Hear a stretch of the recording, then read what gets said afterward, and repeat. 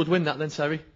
Yeah, it was a good win. That they come down here, and Skirlaugh's one of the best amateur teams in the competition, and they've got a lot of young kids that have come through the Hull KR team, a lot of from the Hull team.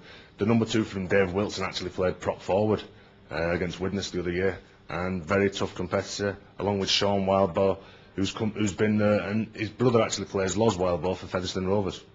And obviously there was that incident within the game. Yeah, the biting incident. I think the referee could have really lost it there because Jim Gannon doesn't complain. He went up to the referee, showing him that he had a bite on his hand. The referee wouldn't take him on. Now, the consequences of that was that the next set of 6, when they got the penalty, was that Jim Gannon could have threw a high shot, could have revved all the Widnes boys up, and we could have lost one of our players for 4 or 5 games. Reported it to the 4th official after the game. The bite mark was there on his finger. Now, as a club, we're not going to do anything about it, but it's just really reporting the referee because he didn't do his job properly, and all hell could have broke loose. And on a positive note, Duffy seems to be settling in well. Yeah, tough competitor. Really been happy with him, the way that he's been playing. Steve Mack's over the moon. He seems to be directing his troops, barking up at Ben Kavanagh, Jim Gannon, Tommy Gallagher, when all the big boys come on, and that's someone that you need, someone who's going to organise, and he's been very good, and played against him from when he was a kid at Warrington, and he's very, very tough, and that's one thing he'll never stop doing, is talking. Credit to Skirlaugh though, they did come here and play some good rugby. Who stood out for you? Probably Sean Wildbow, saying his brother Loz plays for Featherstone, and he had a big game in the second half. It was good to see Danny Hill playing against his brother.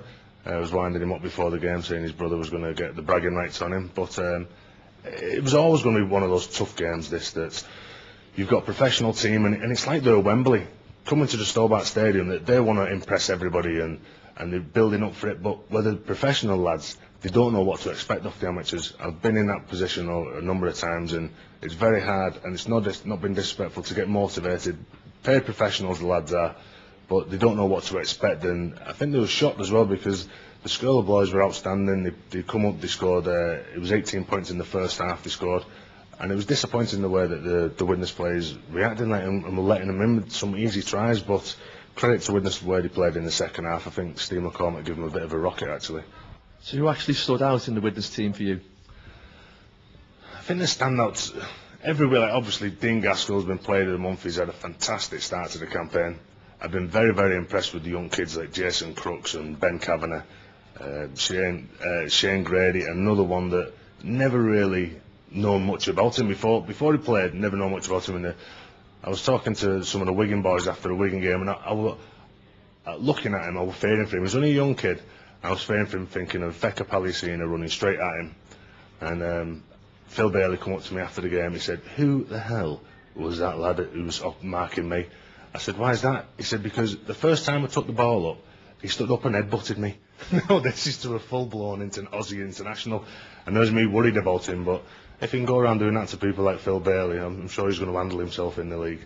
So obviously it's Barrow next then, Terry. What does that hold for you? Tough game. Every time you go up Cumbria, it's very tough, physical. They breed them hard up there. Mick Cassidy's up there as well, so there's an added incentive for Mick Cassidy. But it's going to be a tough game. It's not going to be like here the other Wednesday. It's going to be, the lads know it's going to be a big game going into the season, kick off the following week, and I think that the lads are best to be on the guard. There's nothing at stake. We've qualified obviously for the next round, but Barrow are going to want to prove the critics wrong, and they've spent a lot of money up there this year, and they're very disappointed to not be qualifying for the next round in Northern Wales. Well, good luck against Barrow then, Terry. Cheers, Stu.